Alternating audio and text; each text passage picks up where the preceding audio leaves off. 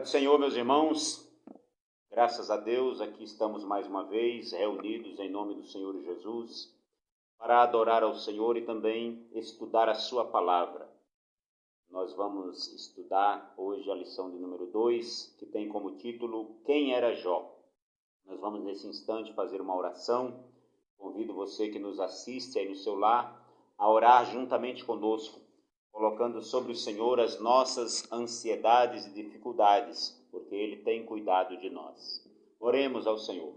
Nosso Deus, nosso Pai Celestial, em nome do Senhor Jesus, estamos aqui mais uma vez reunidos para agradecer a Deus por todas as bênçãos, para adorar ao Teu santo nome e Te louvar na beleza da Tua santidade.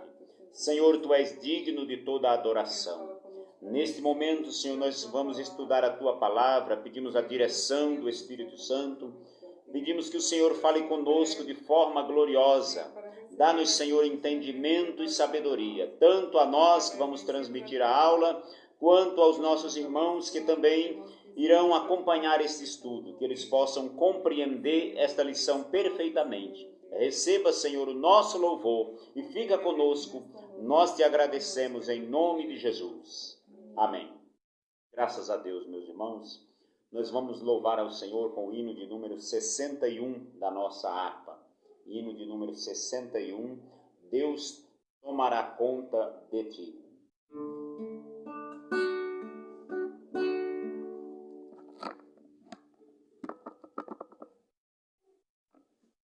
A paz do Senhor a todos que estão nos assistindo, que Deus possa abençoar grandemente a vida de cada um.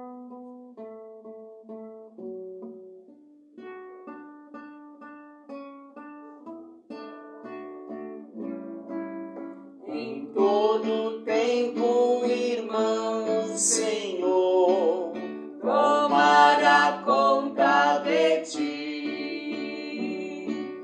Cristo que fala de vida e amor, tomará conta de ti.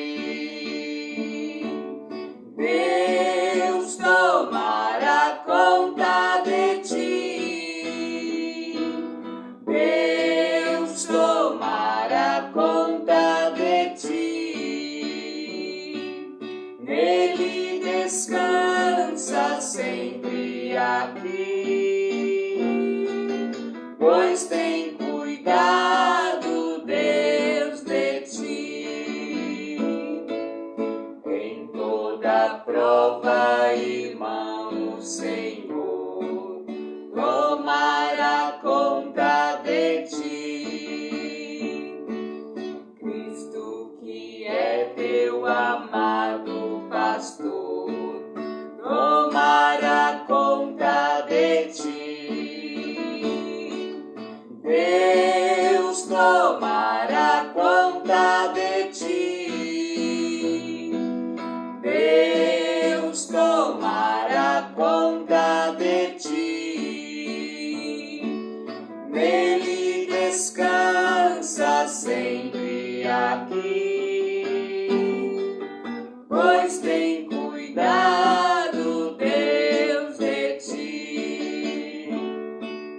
Em toda parte, irmão, o Senhor tomará conta de ti. Cristo que dá poder e valor, tomará conta de ti. Deus tomará conta de ti. Deus tomará conta de ti. Nele descansa sempre aqui, pois tem cuidado Deus de ti. Chegando a morte, irmão, o Senhor tomará conta de ti. Cristo será teu fiel condutor,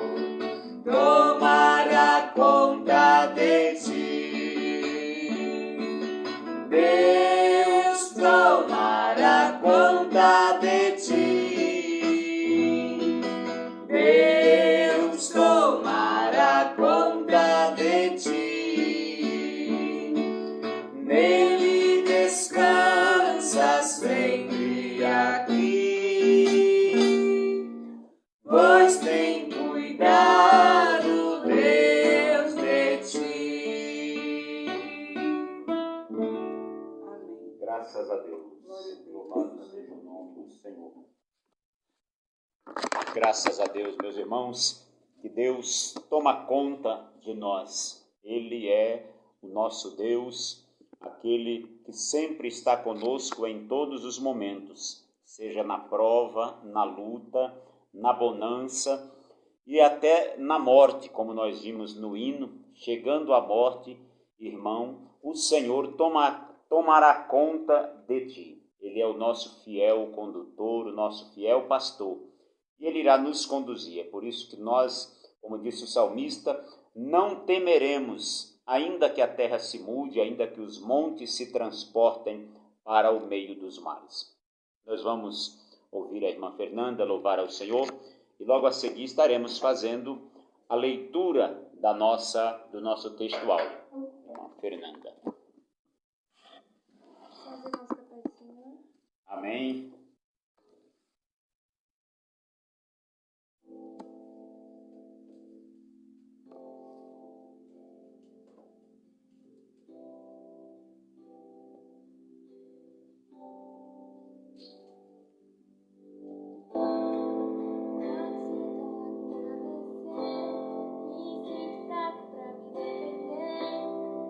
Coração carrega um vazio, tamanho de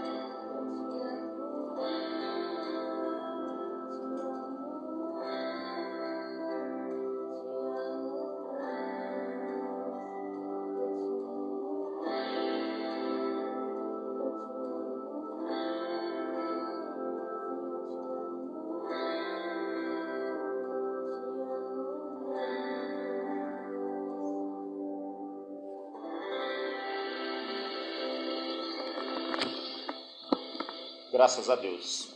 Louvado seja o nome do Senhor. Meus irmãos, vamos estudar nesta noite a lição de número 2 da nossa escola bíblica dominical, que tem como título Quem era Jó?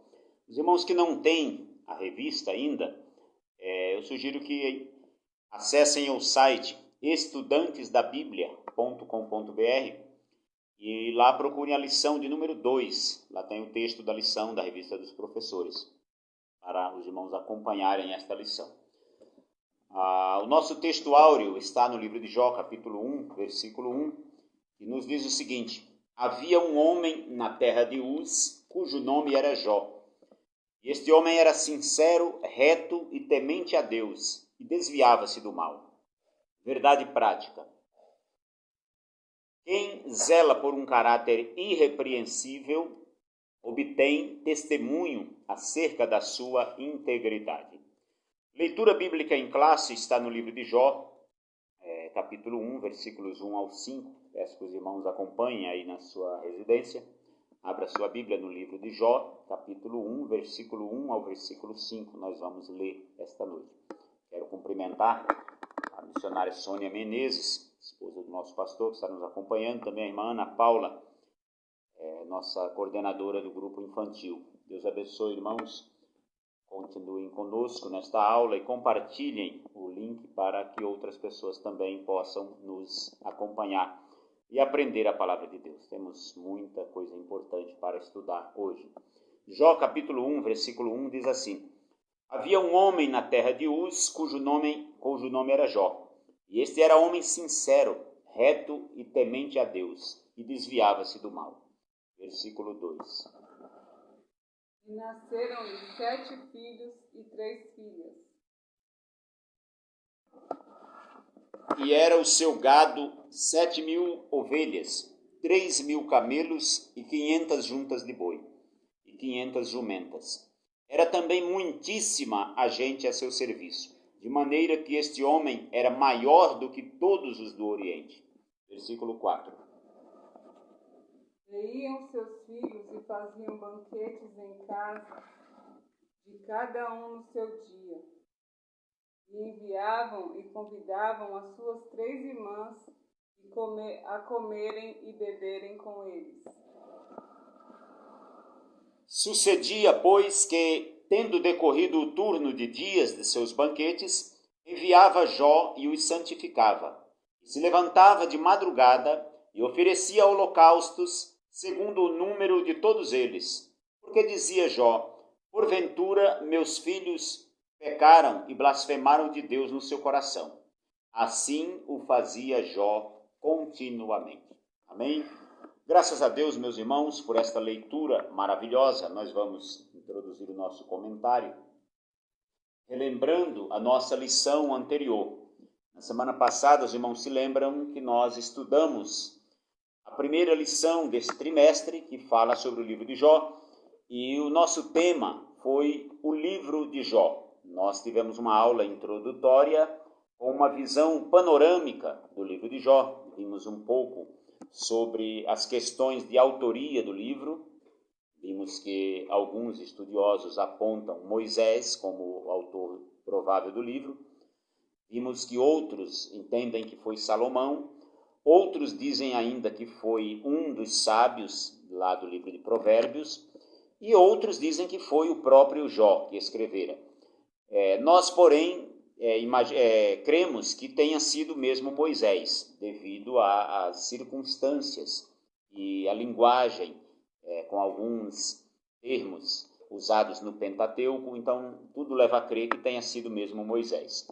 Vimos também na lição passada a data provável do livro, que deve ter sido escrito por volta de 1500, 1550 a.C., e vimos que Jó viveu por volta entre 1800 e 2000 a.C., ele deve ter sido contemporâneo de Abraão ou próximo. Vimos também as características literárias do livro, que é prosa, poesia e prosa. Vimos um pouco sobre a poesia hebraica, que tem como característica o paralelismo e também o uso abundante de metáforas. Vimos também o propósito do livro, os personagens, os discursos dos amigos de Jó, com as réplicas de Jó, os discursos do próprio Jó, as perguntas de Deus e também para as principais questões existenciais. E por último nós vimos a questão da conclusão do livro, que tem como que Deus virou o cativeiro de Jó. Deus mudou a sorte de Jó, dando-lhe em dobro tudo o que antes ele possuía. Nessa lição de número 2, nós vamos aprofundar um pouco mais o estudo sobre o personagem Jó. Temos poucas informações sobre ele no próprio livro e também na Bíblia, mas tem algumas questões que dá para ser respondida pelo livro de Jó, algumas características de Jó. Nesta lição nós temos 3 tópicos a estudar. No primeiro tópico nós estudaremos a respeito dos aspectos do caráter de Jó. O caráter é irretocável. Aí na lição nós vamos ver que há algumas características de Jó, conforme nós lemos na leitura bíblica em classe. Jó era um homem íntegro ou sincero, reto, temente a Deus e que se desviava do mal. Ao longo do primeiro tópico, nós vamos ver o que significa cada uma destas características, dessas virtudes de Jó. No segundo tópico, nós vamos estudar um pouco sobre a sabedoria e a prosperidade de Jó. A exemplo de muitas pessoas do Oriente Médio, segundo o nosso comentarista, pastor José Gonçalves, Jó era também um sábio conselheiro. Nós não temos aqui bases ou fontes que provem esta afirmação, mas ele afirma, ele é um estudioso da Bíblia, ele deve ter. A sua sabedoria, a sabedoria de Jó, ela consistia no ser e não no ter, apesar dele ser um homem muito rico. Jó não era apenas rico, ele era também próspero. Nós vamos ver no ponto 2, no tópico 2, que há uma diferença entre ser rico e ser próspero. É possível as duas coisas. É possível você ser rico e também ser próspero, mas uma coisa não está necessariamente ligada à outra. Há pessoas que são ricas e não são prósperas, e nós vamos ver por quê. O terceiro e último tópico fala da vida piedosa de Jó. Jó era um homem que tinha um elevado padrão moral, tinha também uma vida dedicada à família e uma vida de consagração constante a Deus. O tópico de número 1, Jó, um homem de caráter irretocável. Quando nós falamos do caráter de Jó, meus irmãos, a Bíblia afirma que ele era um homem sincero, reto, temente a Deus e que se desviava do mal, conforme Jó, capítulo 1, versículo 1. E estas virtudes não é o próprio Jó que afirma. Jó não disse assim, olha, eu sou íntegro, reto, temente a Deus, sou santo, não. Sabe quem fez essa afirmação? O próprio Deus. Deus chegou para Satanás num diálogo, um dia em que os filhos de Deus vieram apresentar-se perante o Senhor, que Satanás veio entre eles, e Deus falou assim para o Satanás, de onde você vem? E ele disse, eu venho de rodear a terra e passear por ela. Então Deus disse, você observou o meu servo Jó, homem sincero, reto, temente a Deus e que se desvia do mal? E conforme nós vimos na lição anterior, Satanás questionou não as virtudes de Jó. Ele não negou que Jó seria sincero, que seria reto, temente a Deus e que se desviava do mal, porque isso era óbvio e o próprio Deus estava afirmando, o diabo não tinha condições de questionar a Deus. Então ele fez uma alegação absurda, dizendo que Jó tinha essas virtudes de forma comprada. Ou seja, ele quis dizer o seguinte, Jó só é fiel, só é sincero, reto e temente a Deus, porque o Senhor o cercou de bens. O Senhor abençoou a sua família na terra, o Senhor fez prosperar a vida de Jó. Então, por isso que ele é fiel. Mas Deus, conhecendo os corações, ele disse para o diabo, olha, está tudo na sua mão. Pode tirar tudo o que ele tem, você só não pode tocar nele. E aí Satanás saiu da presença do Senhor e arrebentou tudo na vida de Jó. Tirou-lhe as ovelhas, tirou-lhe os bois, as jumentas, os filhos, tudo.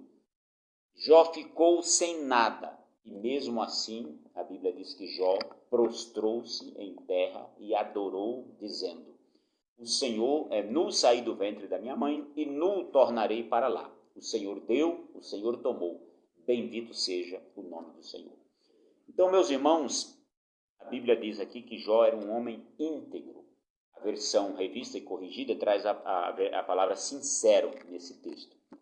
No texto que nós lemos, diz lá que Jó era um homem sincero, reto e temente a Deus. As versões da Bíblia, a Almeida, revista e atualizada, a nova versão internacional, que é a NVI, e outras de linguagem mais atualizadas, elas trazem nesse texto a palavra íntegro. Então, Jó era um homem íntegro. Porque íntegro, irmãos, ele traduz melhor o termo original, que também significa sincero. Mas eu já disse para os irmãos que com o passar dos anos, a linguagem ela vai se modernizando, vai mudando, e as palavras tendem a perder a força do seu sentido. Um exemplo disso é a palavra ágape. A palavra ágape, no grego, ela significava inicialmente amor. Ela foi traduzida por caridade nas primeiras versões da Bíblia. Só que, com o passar dos anos, a palavra caridade ela passou a significar esmola ou assistência social. E a palavra ágape, no grego, ela tem um sentido mais profundo. Ela não é simplesmente uma esmola que alguém dá para outro, mas ela é o que motiva esta esmola. É o sentimento de preocupação com o outro, de altruísmo. Então, isso é o ágape. Então, com o passar dos anos, algumas palavras vão perdendo a profundidade do seu sentido. Por isso que é necessário, às vezes, na linguagem atualizada, mudar a palavra. E algumas pessoas não entendem isso. Então, a palavra sincero, com o tempo, ela vai perdendo o sentido original. Para muita gente, ser sincero é dizer o que pensa em público.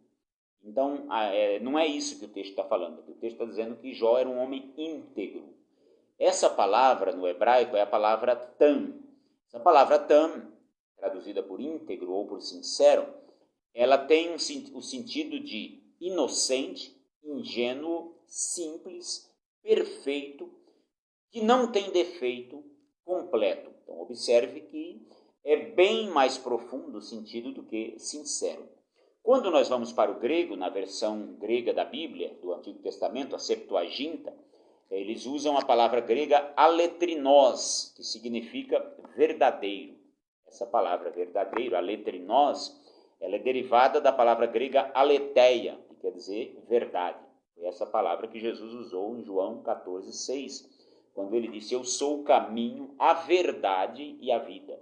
Então ele disse: eu sou o caminho, a aletheia, ou seja, a verdade e a vida. Isso não quer dizer que Jó não tivesse pecado. Significa dizer que ele era verdadeiro e autêntico, sem falsidade. Então, íntegro é uma pessoa verdadeira, é uma pessoa que não tem duas caras, é uma pessoa sem falsidade. Algumas pessoas dizem que essa palavra sincera, ela vem de um latim sincera. E, inclusive, eu já usei muito esta versão etimológica que vi pessoas falar, e a gente também fala. Porém, essa semana, eu estudando a lição, eu descobri que esta é uma lenda. Não há comprovação de que a palavra sincero tenha vindo de sincera. Então, sincero, ela tem um pouco mais de profundidade. Sincero é alguém autêntico, sem falsidade e verdadeiro. É alguém que não tem hipocrisia. O que é a hipocrisia? Em termos práticos, hipocrisia é a distância que separa aquilo que nós dizemos daquilo que nós fazemos. A distância que separa aquilo que nós dizemos daquilo que nós falamos, isso é hipocrisia. Quando eu falo alguma coisa para vocês e eu não pratico aquilo, eu não estou sendo sincero. Eu não estou sendo, no grego, aletinos, ou eu não estou sendo, no hebraico, tam. Então, sincero ou íntegro é alguém verdadeiro.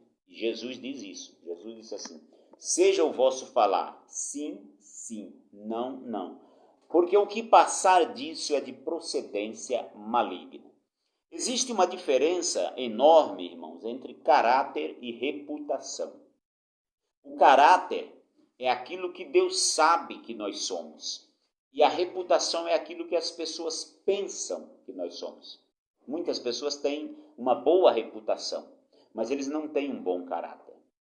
Reputação é aquilo que nós somos em público, quando estamos sendo observados.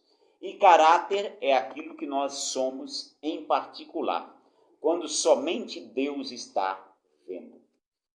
A segunda característica de Jó, a segunda virtude que Jó tinha, ele era um homem reto. Esta palavra reto no hebraico é iassá. Ela significa, tem o sentido de justo, imparcial e direito. Alguém reto era alguém direito, alguém correto, alguém justo e alguém imparcial. Na Septuaginta, na versão grega, foi usada a palavra amemptos, que significa irrepreensível. Então Jó, além de ele ser um homem íntegro, um homem verdadeiro, ele se comportava de forma irrepreensível. Irrepreensibilidade ou justiça, imparcialidade, sempre foi uma característica dos crentes da antiguidade. Alguns irmãos me chamam de saudosista. Mas, irmãos, eu tenho que ser verdadeiro com vocês. Antigamente, ser crente era sinônimo de alguém que era bom pagador. De alguém que a assinatura, a palavra dele era semelhante a uma assinatura reconhecida firme no cartório. O crente, antigamente, ele falava, eu vou pagar. Até quem não era crente dizia, não, ele paga, porque ele é crente. Ser crente, antigamente, era sinônimo de ser um bom pai ou uma boa mãe de família. Você não via crente, antigamente, por exemplo, maltratar a esposa, maltratar os filhos, ser um péssimo exemplo em casa. Então, o crente, ele era uma pessoa reta em tudo o que fazia. Ser crente também era uma pessoa que não falava palavrão. Infelizmente, nos nossos dias, a gente fica sabendo de pessoas aí que no trabalho tem linguagem vulgar, na escola tem linguagem vulgar, no ônibus, no trânsito. Alguém dá uma fechada e ele xinga. Mas o crente verdadeiro, irmãos, ele não faz essas coisas. Ele é correto, ele tem uma vida justa, ele tem uma vida direita, ele é direito por onde vai, ele não dá trabalho às autoridades. Ser crente antigamente também era sinônimo de pessoa que não revidava as ofensas. Na minha cidade, um pastor foi evangelizar lá, um pastor batista, ainda na década de 60, e alguém não gostou. E aí, ele falando da Bíblia, e aí o cidadão foi lá e bateu na cara dele, com um chinelo. E ele ofereceu ao outro lado do rosto para que a pessoa batesse também. E os filhos daquele homem quiseram vingar isso, quiseram matar o homem. E ele disse, ninguém vai fazer nada. Se vocês fizerem alguma coisa com este homem, eu saio de casa, nunca mais volto. E não fizeram. Então, ser crente antigamente era ter uma vida dessa forma. Era ser um cidadão extremamente correto. Era portar-se de maneira que não dava escândalo. Hoje em dia, infelizmente, irmãos, muitas pessoas tomam susto, como quando alguém diz, eu sou crente. Ou quando ficam sabendo que alguém é crente. Você é crente? Como assim? Eu nunca imaginava que você fosse evangélico. Mas antigamente as pessoas, ao olhar para nós, ao conversar conosco, diziam, não, você é crente. Eu me lembro de Pedro, quando ele estava ali, quando Jesus foi preso, ele estava olhando de longe, alguém chegou para ele e disse, você também é um deles. E ele disse, não, claro que é, a sua fala te denuncia. Então, irmãos, o linguajar do crente é diferente, a conduta do crente em público e em particular ele tem uma conduta diferente, uma conduta que glorifica a Deus. Você já pensou, irmão, se Deus fosse dar testemunho de nós para o diabo? O que Deus diria de você? Será que Deus poderia dizer assim, você observou meu servo fulano, um homem íntegro, um homem reto? Será que Deus poderia dizer isso da gente?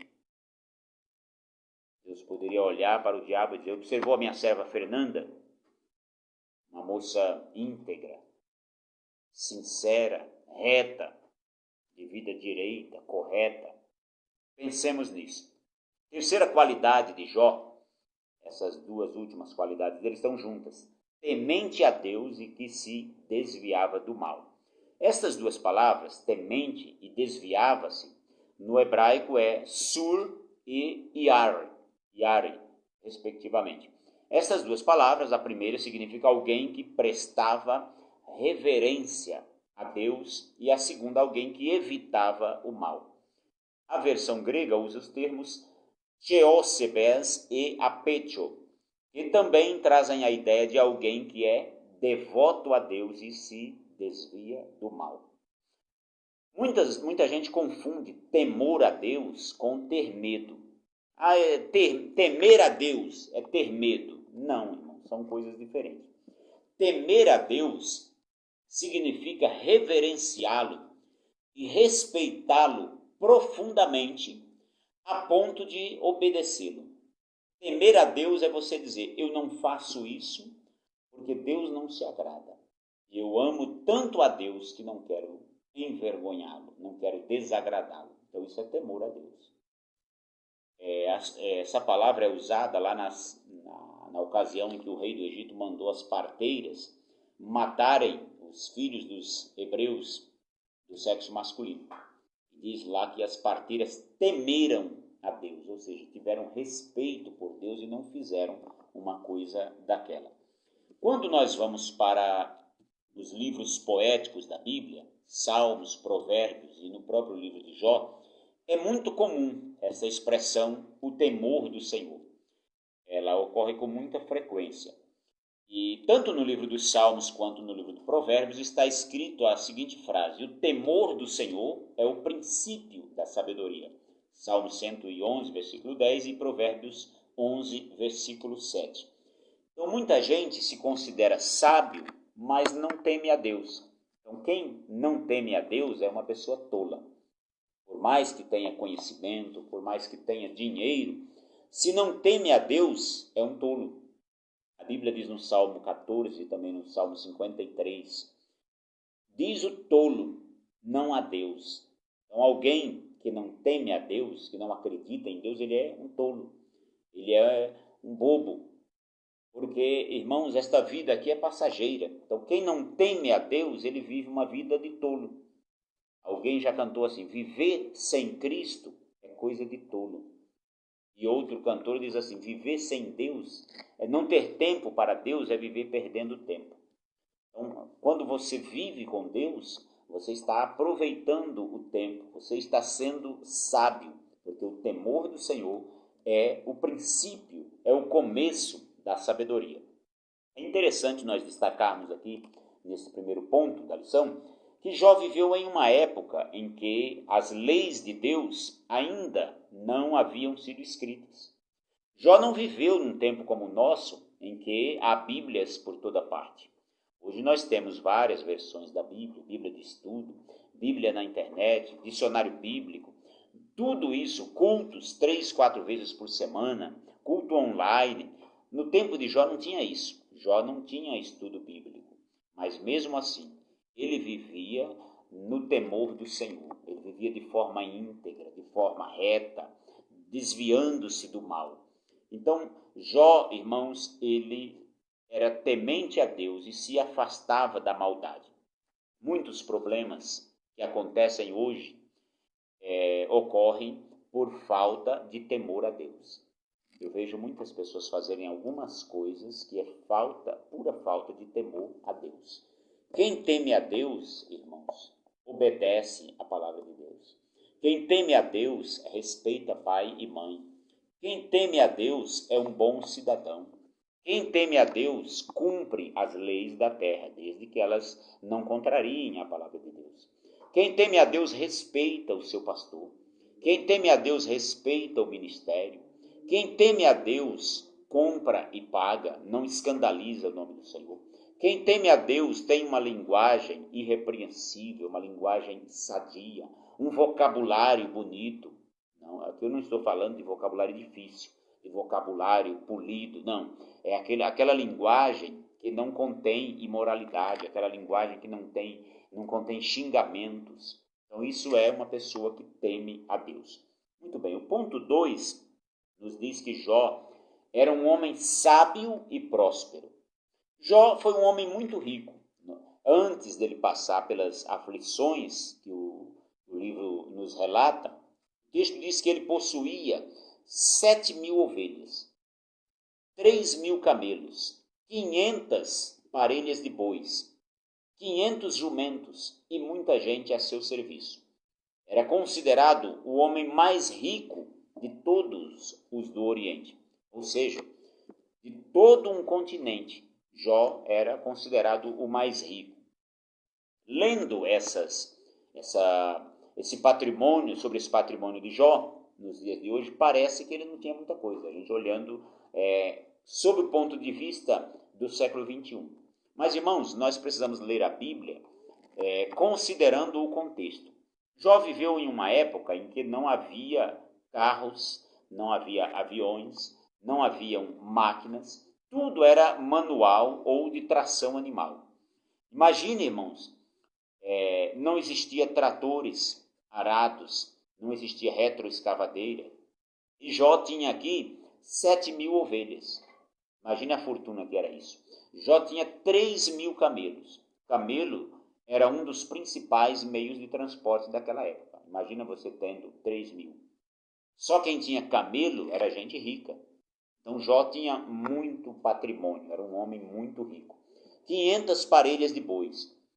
Considerando que na época o arado era feito sob tração animal, então 500 juntas de boi, 500 parelhas de bois para arar a terra ou para transportar carro de boi, era algo muito valioso. Então ele tinha muita coisa para os padrões da época patriarcal, provavelmente, aproximadamente entre 2000 e 1800 a.C. Então era muita coisa. Jó não era apenas rico, mas ele tinha uma verdadeira fortuna. Mas ele não era apenas rico em posses, ele era também sábio e próspero. Jó, um conselheiro sábio. O escritor José Gonçalves, ele diz aí que Jó era maior que todos os do Oriente, a Bíblia fala isso. E segundo os estudiosos da época, isso não se refere apenas à sua fortuna, ou seja, ele era maior do que todos do Oriente, não apenas em riquezas, mas também em sabedoria, em prosperidade e piedade. Há pessoas que são extremamente ricas e cultas, porém não são sábias. Nós temos notícias de pessoas ricas, irmãos, que de repente elas estão embriagadas ou drogadas e se comportam de forma absurda. Muitos famosos, hoje em tempos de redes sociais e com o advento da internet, infelizmente muitas pessoas são pegas em seus momentos de fúria, falando absurdos. E aí tentam corrigir depois, mas aí a reputação já foi para o brejo, como dizem as pessoas. É comum a gente ver, irmãos, nessas gravações, hoje com as operações da Polícia Federal, então tem as escutas telefônicas. E aí pessoas que a gente tem até uma certa admiração, de repente fica sabendo como é o linguajar daquela pessoa. Então era uma pessoa rica, mas não era próspera, não era sábia. Eu me lembro recentemente de um ex-candidato à presidência da República, que ele foi governador, era senador, tinha 30 anos de vida pública, e em público ele aparecia extremamente polido, aquele linguajar educado, falando que tinha uma vida honrada. E aí, de repente, em uma gravação, aparece ele com os palavrões mais grotescos. ele falando com outra pessoa, sugerindo que mataria o primo antes que ele fizesse delação. Uma coisa absurda, e aquilo chocou o país, porque aquilo não condizia com o estilo que ele aparecia na televisão. Isso tem acontecido também com juízes, com senadores, com políticos, e vários tipos de pessoas, e infelizmente até com pastores. Recentemente nós vimos um pseudo-pastor aí, estava começando uma live lá, e parece que a mulher foi colocar o celular e não sei se caiu no chão, e aí ele xingou a mulher, e aquilo apareceu na gravação. Depois ele apareceu pedindo desculpas e tal, mas não convenceu muito. Mas não é que a pessoa não tem falha, todo mundo tem falha. Mas o comportamento assim natural de xingar a esposa é que choca. Todos nós temos falhas, de repente nós somos pegos numa falha. Mas se de repente eu estou aqui falando com os irmãos, e aí não sei se está, esqueço que está gravando e xingo aqui a minha filha ou a minha esposa. Imagine com que cara que eu vou ficar depois. Eu não sei se eu teria coragem de aparecer em público, mas falando para vocês, né? Então é preciso a gente vigiar muito, ter sabedoria. Quando nós falamos de sabedoria, irmãos, é diferente de conhecimento. Conhecimento é aquilo que você aprende na escola, na universidade, nos livros. Isso é conhecimento. Alguém que é doutor em filosofia, pós-doutor, tem uma série de diplomas. Isso é conhecimento. Alguém que é bacharel em teologia, doutor em teologia, é conhecimento. Agora, a sabedoria, ela está relacionada ao modo de viver. Uma pessoa pode ser analfabeta e mesmo assim ser uma pessoa sábia. Eu já conheci pessoas assim. Pessoas que mal sabiam ler, tinham baixa escolaridade, mas você conversava com aquela pessoa, ela sempre tinha uma palavra de sabedoria, de equilíbrio para nos passar. Então isso é uma pessoa sábia. É uma pessoa, até quando você se cala, você é sábio. A Bíblia diz isso. Até o tolo, quando ele fica calado, ele passa por sábio. E diz também a Bíblia que no muito falar há transgressão. Quando você fala muito, você acaba cometendo algum erro. Tem um adágio popular, claro que ele é grotesco, mas é uma verdade. Diz assim, que quem fala demais dá bom dia a cavalos. Então, é importante que a gente tenha esse cuidado de não falar muito, porque no muito falar há transgressão. Então, da mesma forma que há pessoas analfabetas que podem ser sábias, há pessoas de muito conhecimento, extremamente cultas, que podem ser tolas, não serem sábias, ser arrogantes. A sabedoria, a verdadeira sabedoria, ela provém de Deus. Então, alguém que não acredita em Deus, ele não é sábio, ele é um tolo. Conforme foi dito no tópico anterior, o temor do Senhor é o princípio da sabedoria. E Tiago, no capítulo 3, no versículo 13, ele faz uma pergunta. Quem dentre vós é sábio e entendido? Mostre isso pelo bom trato, pelo seu bom trato, as suas obras em mansidão e sabedoria. Então, alguém que é sábio, ele deve mostrar isso nas suas atitudes. Jesus diz, pelos seus frutos os conhecereis. Você quer saber quem é sábio? Observe as suas atitudes. Alguém que fala bonito, muitas vezes ele não é sábio. Às vezes ele sai dali da frente da gravação, ele bate na mãe, chuta o cachorro, joga lixo na rua, joga entulho nos rios. Não é sábio, é o ignorante. Então o sábio é aquele que se comporta de forma prudente, aquele que respeita o próximo, aquele que crê em Deus, é a pessoa sábia. Mas Jó, além de sábio, ele era também um homem próspero. Hoje fala-se muito em prosperidade, no sentido de possuir bens materiais. Mas a verdadeira sabedoria, ela não está relacionada a verdadeira prosperidade, não está relacionada a posses, mas a aprovação de Deus. Mesmo que você não tenha recursos financeiros, você pode ser uma pessoa próspera, se Deus te aprovar.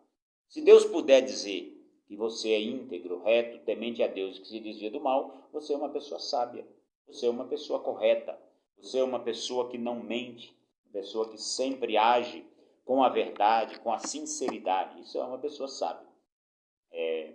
Também próspero é quem está em paz com Deus, mesmo que não tenha mais nada.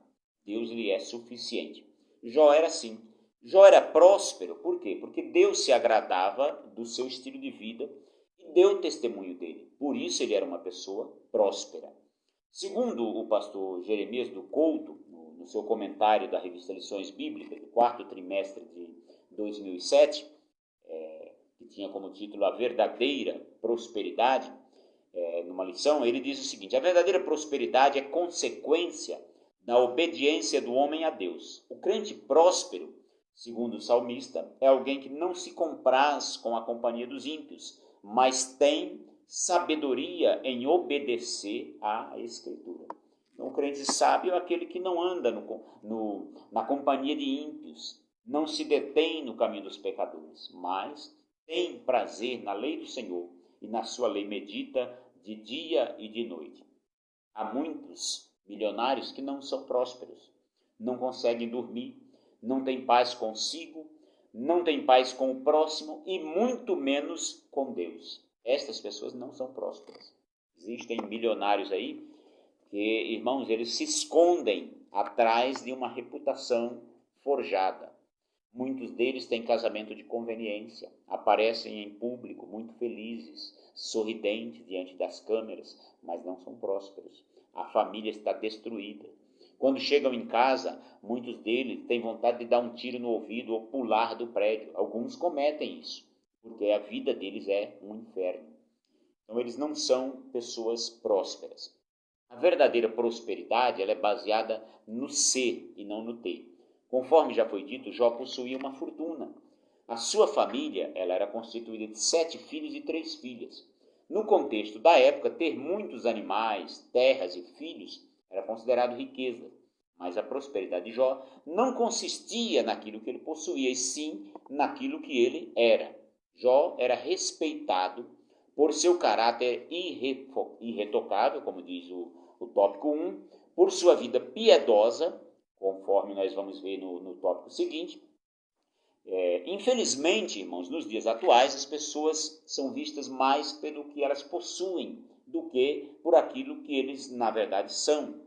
São vistas pela sua riqueza, pela sua fama, pelo seu poder. Há uma revista internacional americana chamada Forbes. Esta revista se ocupa de noticiar sobre os milionários. Então, o sonho de muitas pessoas, de muitos empresários, é aparecer na revista Forbes como um novo milionário.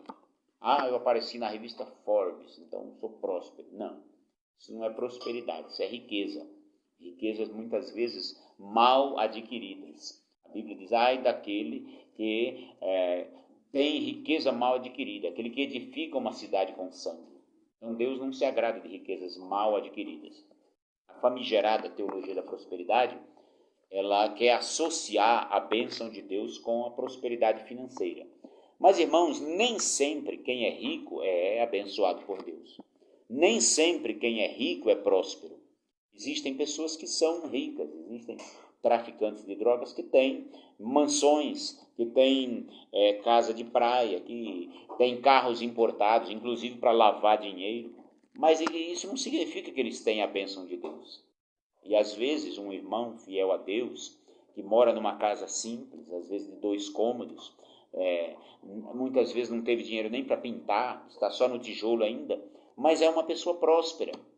A Bíblia diz assim, doce e suave é o sono do trabalhador, mas a riqueza do rico não o deixa dormir.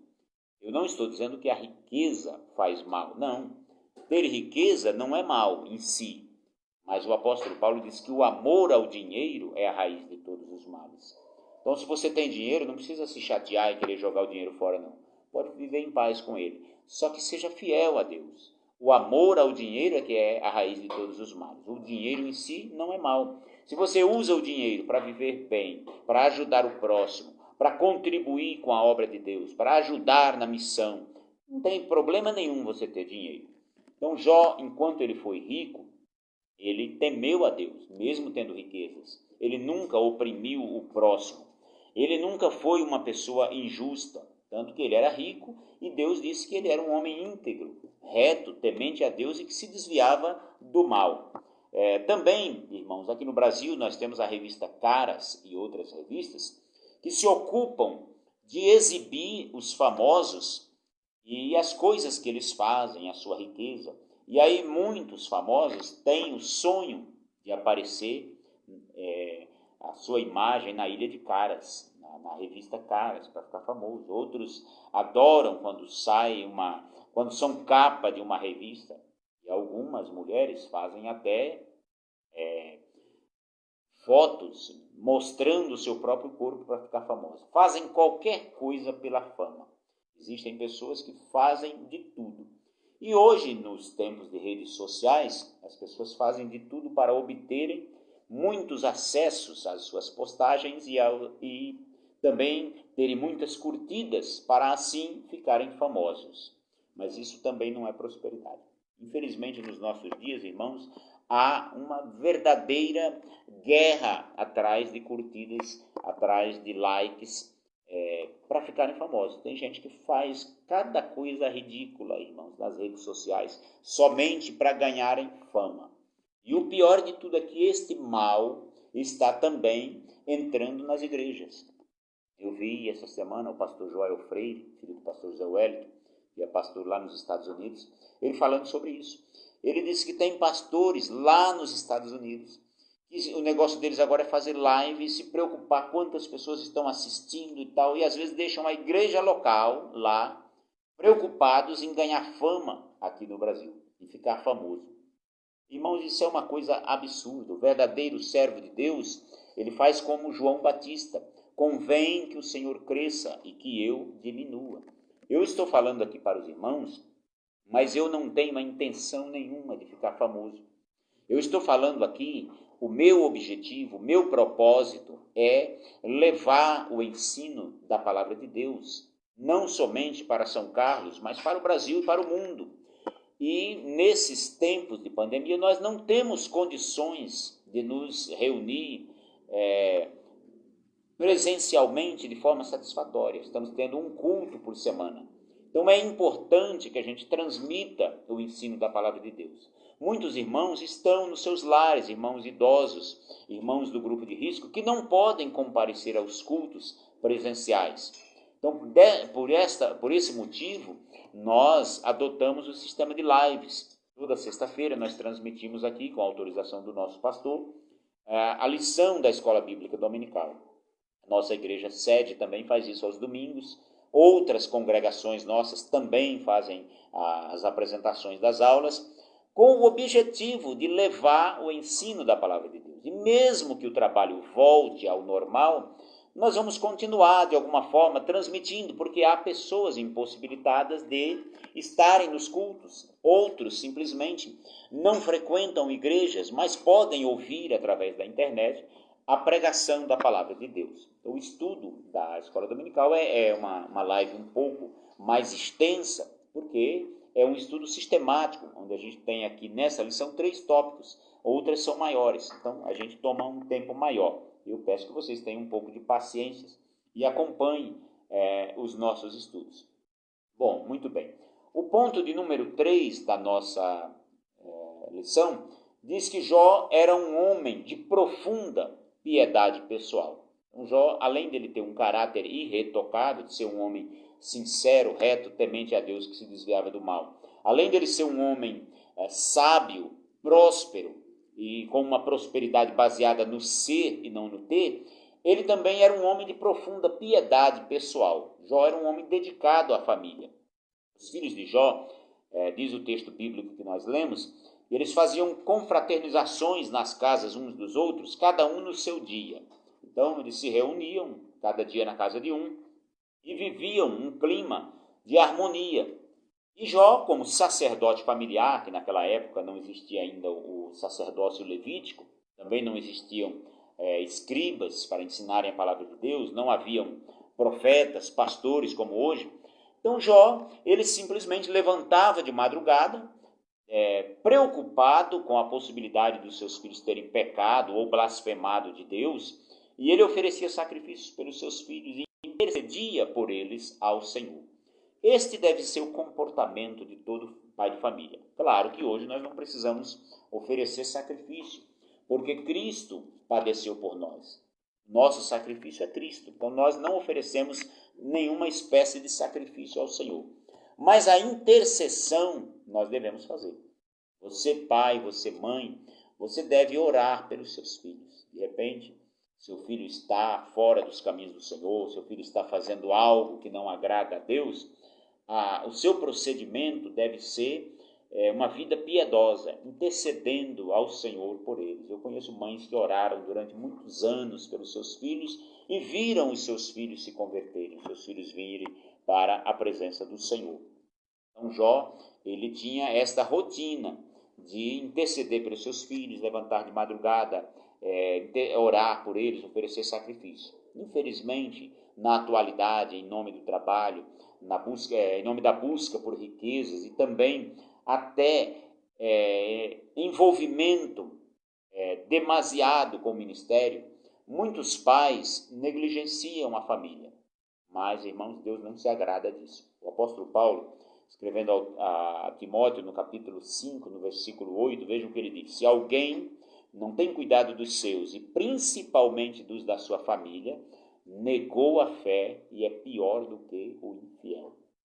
Muita gente, infelizmente, ele tem o hábito de pregar muito, viajar e tal, e acha que tem um ministério bem sucedido, mas não se preocupa com a família. Eu já escrevi sobre isso, já falei sobre isso, irmãos, que o crente em Jesus, o pastor, ele deve se preocupar com a sua família. E uma destas preocupações é a contribuição com o INSS. Por que eu digo isso, irmãos? Eu até conversava recentemente com o irmão tem 56 anos. Eu perguntei para ele assim: irmão, você falta muito tempo para aposentar? Ele disse: falta uns 4 anos, tem 56 anos. Eu deixa eu te fazer uma pergunta, porque ele não trabalha em empresas, ele faz bicos e tal. Mas você está contribuindo com o INSS? Ele disse: não, infelizmente não. Como vai aposentar desse jeito? Então, irmãos, com as reformas da Previdência que nós já tivemos, a tendência é aumentar o tempo de contribuição. Por quê? Porque hoje o brasileiro vive mais do que na época em que a Previdência foi criada. Então, a expectativa de vida hoje é maior. Então, a tendência é que se aumente também o tempo de contribuição. Por quê? Porque senão o sistema vai falir. Então, hoje em dia, se você trabalha registrado, tudo bem, você está contribuindo mensalmente com a Previdência. Aquilo serve para você, é um seguro para a sua família. Se acontecer alguma coisa com você, a sua esposa ela se aposenta, ela se torna uma pensionista. Seus filhos não vão passar fome. É pouco? Mas se não for nada, pare para pensar. Você partindo para a eternidade, como ficará a sua família hoje? Eles têm do que sobreviver ou vão ficar pedindo esmolas? É um caso a se pensar, irmãos. Mas eu trabalho por conta, eu sou autônomo. Olha, é possível você contribuir com a Previdência sendo autônomo. Eu sou apenas doméstica, trabalho em casa. Também é possível você contribuir. Você contribui com pouco, de acordo com as suas possibilidades. O que não pode é você não contribuir. Se você não contribui de jeito nenhum e acontecer, por exemplo, um acidente, que Deus te guarde, mas pode acontecer. A gente anda na rua, não sabe. Eu já vi caso de um irmão, a esposa dele falou para nós, que eu já conheci ele já com uma certa deficiência. E ela disse que ele vinha de bicicleta. Um carro bateu nele e ele ficou deficiente. Continuou trabalhando, irmãos, mas com muita dificuldade. Mas dependendo do caso, se você está desempregado, faz uns bicos de vez em quando, e acontece alguma coisa, você não vai ter renda, que não está trabalhando. Não tem o INSS para te pagar. Então, tome cuidado com isso. Cuide da saúde da sua família. Cuide da previdência para prover a necessidade dos seus filhos em caso de falecimento ou de invalidez permanente. Então, Jó cuidava da sua família. Mas cuide também do lado espiritual. É responsabilidade nossa ensinar à nossa família a palavra de Deus, com palavras e também com o próprio exemplo. Nenhum filho vai seguir orientações de um pai que fala uma coisa e faz outra. Então, além de explicarmos a palavra de Deus para os nossos filhos, eles precisam ver em nós o o temor de Deus. Os nossos filhos precisam ver nós lendo a Bíblia, precisam ver nós orando. Aliás, nós precisamos orar com eles, irmãos. Se nós não orarmos, eles não vão orar. Então, é preciso que a gente faça isso. Nós temos na Bíblia, irmãos, exemplos de pais que não cuidaram dos seus filhos. Nós devemos impor limites aos nossos filhos. E também não podemos fechar os olhos para o mau comportamento deles, como fez o sumo sacerdote Eli, como fez o profeta Samuel e Davi. A Bíblia não fala, irmãos, que estes crentes aqui eram infiéis. Eles não tinham temor de Deus. O sumo sacerdote Eli, a Bíblia fala da impiedade dos seus filhos, mas não fala que ele fosse uma má pessoa. Só que ele sabia do problema dos seus filhos e não tomou providência. Como sumo sacerdote, ele tinha a obrigação de impor limites. Mas os filhos deles faziam coisas absurdas no tabernáculo, no templo. Era ainda uma tenda lá em Siló. E os filhos dele pegavam a carne. A lei dizia que eles tinham que esperar queimar a gordura para depois comer. Então eles pegavam e as pessoas diziam, espera, deixa queimar a gordura, se não me der eu tomo a força. Eram abusivos. E ele não tomou providência. Por isso que Deus retirou o sacerdócio da família dele e deu para outra família. Nos dias de Salomão foi substituído o sumo sacerdote, cumprindo-se a profecia. Também o profeta Samuel foi um homem de Deus, a vida inteira, um homem íntegro, só que os seus filhos não eram como ele. Quando ele ficou velho, o povo de Israel se reuniu e disse, olha, seus filhos não andam nos seus caminhos, seus filhos Nem sempre a culpa é do pai. Às vezes você ensina seus filhos, faz a coisa certinha e o filho vira um traste. Nem sempre a culpa é nossa. Se a gente ensina, ora por eles e eles não querem, é outra coisa. Mas nós temos a obrigação de orar pelos nossos filhos, de ensinar a palavra de Deus a eles, desde criança. A Bíblia diz assim em Provérbios 22:5. Ensina ou instrui a criança no caminho em que deve andar, e até quando envelhecer não se desviará dele. Observe que diz, não é para a gente ensinar o caminho, mas é no caminho. Qual é a diferença? Se eu ensino o caminho, eu estou fora do caminho ensinando para ele por onde é. E se eu estou ensinando a ele no caminho, significa que eu estou junto com ele.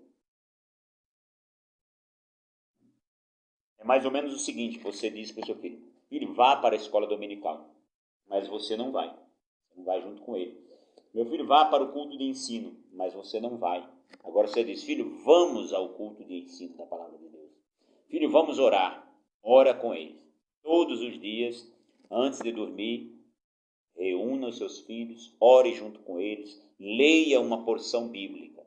Eu me lembro de uma entrevista da saudosa irmã Wanda Freire da Costa, esposa do pastor José Wellington, nosso pastor presidente do estado de São Paulo, e os filhos dela todos são pastores, os homens. E alguém perguntou para ela, a jornalista perguntou para ela assim, qual é o segredo, irmã Wanda, de seus filhos todos estarem na igreja? Ela disse, quando eles eram pequenos, meu esposo viajava muito porque ele tinha as obrigações do ministério, ele era presidente estadual do Ministério do Belém e antes disso ele era pastor setorial, então tinha muitas responsabilidades no ministério, ele precisava viajar, mas sempre que podia estava em casa. Então ela dizia, antes de dormir eu reunia todos eles na minha cama, orava junto com eles, cantava. Alguns deles dormiam enquanto eu estava orando, cantando, e aí eu ia lá e impunha as mãos, Jesus, abençoe meu filho, cuida dele, para que ele seja servo teu a vida inteira e tal. E esse exemplo da irmã Wanda repercutiu nos filhos. Essa semana, na segunda-feira, tivemos o aniversário do pastor José Wellington, muitos testemunhos ali da integridade dele, e os filhos falando, todos eles, filhos, noras, genros, netos, todos são crentes, todos servem a Deus, por conta de um trabalho de educação cristã e de exemplo de vida desde a tenra idade. Então é importante, irmãos, que nós cuidemos da nossa família. O item 2 diz que Jó era um homem de moral e piedade. Jó era um homem de caráter e moral ilibados. Também ele tinha uma vida piedosa de oração e comunhão com Deus, em todas as circunstâncias. Jó, ele orava pelos seus filhos e oferecia sacrifícios. nos tempos de riqueza e de bonança. Como o diabo disse, ele faz isso porque ele é rico. Só que ele também orou pelos seus amigos, entre aspas, no auge da sua amargura, mesmo sendo injustamente acusado por eles de ter cometido pecados. Imagina você orar por alguém que diz que você está sofrendo porque pecou. Você está doente, e aí alguém chega na sua casa, não, você está doente porque Deus está te punindo, porque você pecou, você errou. Aí você vai para a consciência e diz, mas eu não pequei, Senhor. Senhor, eu tive uma vida íntegra com o Senhor, tenho falhas, é a verdade, mas não a ponto de merecer isso aqui. Jó foi acometido de uma chaga mortal, desde a cabeça até a planta do pé. Uma dor tremenda que os amigos dele ficaram 7 dias só olhando, sem ter coragem de falar nada. Mas também quando abriram a boca para falar, só a abobrinha que saiu. 7 dias sem falar nada, quando começam a falar, começam a acusar o homem de ter pecado, uma série de coisas. Mas mesmo assim, Jó orou pelos seus amigos. Sabe quando foi que Deus virou o cativeiro de Jó? A Bíblia diz lá no livro de Jó 42, se não me falha a memória, versículo 8. Lá diz assim, e Deus virou o cativeiro de Jó quando ele orava pelos seus amigos. Então talvez, irmãos, muita luta que você está passando, está precisando você orar pelos seus amigos ou pelos seus acusadores. A Bíblia diz que nós devemos orar por aqueles que nos perseguem, devemos abençoar os que nos amaldiçoam. A característica do cristão é isso. Alguém está levantando falso testemunho contra você? Peça para Deus abençoá-lo. Ore por ele. Ele te fez o mal? Faça o bem. Faça como José. José, os irmãos dele, venderam ele para o Egito como escravo. Só que Deus tornou ele governador do Egito. E aí a consciência dos irmãos pesou. E eles, depois que o pai deles morreu, eles disseram, ora, eu acho que José vai nos pagar todo o mal que nós fizemos a ele. Vamos lá falar com ele. E aí chegaram lá e disseram, olha, teu pai, antes de morrer, mandou que a gente viesse aqui falar com você e pedir perdão e tal. Perdoa a iniquidade dos teus servos e tal. Cheio de mal. José disse, não se preocupa com isso não. Vocês bem que intentaram fazer mal contra mim, mas Deus transformou em bem, para preservar a vida de vocês. Vocês estão aqui hoje, Deus me levantou para preservar a vida de vocês, não vocês iam morrer de fome. Então, irmãos, José não pagou o mal com o bem. Jó também, ele era um homem de vida consagrada a Deus. Jó tinha o hábito de levantar de madrugada, orar e buscar a Deus por sua família, oferecer sacrifício pelos seus filhos. O que significa ter uma vida consagrada a Deus? É pertencer exclusivamente a Deus com todo o nosso ser. É confiar em Deus e descansar nele em qualquer circunstância. Ser consagrado a Deus é servi-lo e adorá-lo, não apenas pelo que ele pode fazer, mas também pelo que ele é. Jó adorou a Deus na bonança, na riqueza, na saúde, mas ele também foi fiel a Deus na doença, na amargura, na tribulação. E aí Deus deu em dobro tudo que antes ele possuía. Ele ficou mais rico ainda do que era antes, mas ele continuou servindo a Deus. Viveu 140 anos. Então, irmãos, a fidelidade é aquilo que nós prometemos quando nós vamos nos casar. Quando a gente vai casar, o pastor diz assim, você promete ser fiel à sua esposa na saúde e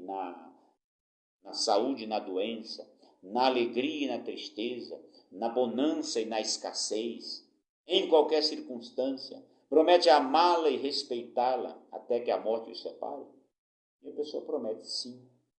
Promete ser fiel, sim.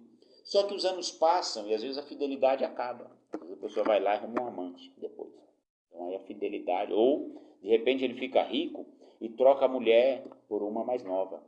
Acha que mulher é carro, que vai trocando por um mais novo. Não, irmãos. E aí vice-versa, a esposa também. Tem esposa que casa com um jovem bonito, forte, e de repente quando ele fica um pouquinho mais velho, ela não quer mais, aí quer um outro mais novo. Se ela conseguir um emprego, ganhar mais do que ele, ela começa a desprezá-lo e larga ele para lá. Então isso é falta de fidelidade. Com Deus é a mesma coisa. Nós precisamos ser fiéis a Deus em qualquer circunstância. Se Ele curar todas as nossas enfermidades, Ele é Deus, e nós o amamos. E se não curar, nós continuamos servindo ao Senhor. Vamos concluir a nossa lição, que as horas já se foram. Nós estudamos hoje 3 aspectos da vida do patriarca Jó. Quais foram? O caráter dele, o caráter irretocável de Jó, a sua prosperidade e piedade, e vimos também a sua vida de consagração a Deus. Vimos o caráter, a prosperidade e a piedade. No caráter, vimos que ele era um homem íntegro, reto, temente a Deus, que se desviava do mal. Na prosperidade, vimos que ele era um homem sábio, era rico e era também próspero. Vimos na sua piedade que ele era um homem dedicado à família e que também ele era um homem de moral e piedade e um homem de vida consagrada a Deus. É possível, irmãos, nós vimos nessa lição, que é possível ter conhecimento e não ser sábio, pois a sabedoria consiste no modo de viver e não no conhecimento teórico que possuímos. Vimos também que é possível ter riquezas e não ser próspero, pois a verdadeira prosperidade está relacionada à aprovação de Deus. Muito bem. Temos aqui uma citação da revista Ensinador Cristão que diz: o temor a Deus deve ser o esteio da nossa vida. Só devemos amar ao Senhor, buscá-lo de todo o nosso coração. À medida que vivemos esta devoção, amaremos e cuidaremos da nossa família e viveremos uma vida moral e piedosa que dê testemunho aos outros. Graças a Deus. Deus abençoe os irmãos que nos acompanharam nesta lição. Domingo que vem, sexta-feira que vem, temos mais, eu espero vocês aqui. Quero cumprimentar os irmãos que nos assistiram e os que vão assistir depois. Esse vídeo vai ficar gravado aqui, vai na nossa página do Facebook. E também eu envio o link para alguns irmãos, amigos e conhecidos que também queiram nos assistir. Convido os irmãos a orar nesse momento, agradecendo a Ele por este momento de aprendizado da palavra do Senhor. Domingo que vem nós temos o nosso culto às 19 horas na rua João Antônio Boni, número 650, no bairro São João Batista. Temos ali o nosso culto e os irmãos que moram em São Carlos estão convidados para estarem conosco. Amém? Vamos orar. Senhor, nosso Deus, nosso Pai Celestial, graças eu te dou, ó Deus, por este estudo da Tua Palavra. Nos ajuda, Senhor, a ser pessoas de caráter irretocável, ilibados, Senhor, como foi Jó, homem sincero, reto, temente a Deus e que se desviava do mal. Nos ensina a viver uma vida próspera e sábia, uma vida de consagração a Deus. Abençoe, meu Deus, a minha família, a minha esposa, a minha filha. Abençoe todos aqueles que estão nos acompanhando, Senhor, através deste vídeo. Que eles possam, Senhor, compreender a Tua palavra e colocar em prática tudo aquilo que foi ensinado. Assim eu oro agradecido em nome do Senhor Jesus. Amém. Que a graça do nosso Senhor e Salvador Jesus Cristo, o amor de Deus, o nosso Pai, a comunhão e as consolações do Espírito Santo, seja com todos. Todos dizem amém. Bom fim de semana a todos. Deus abençoe.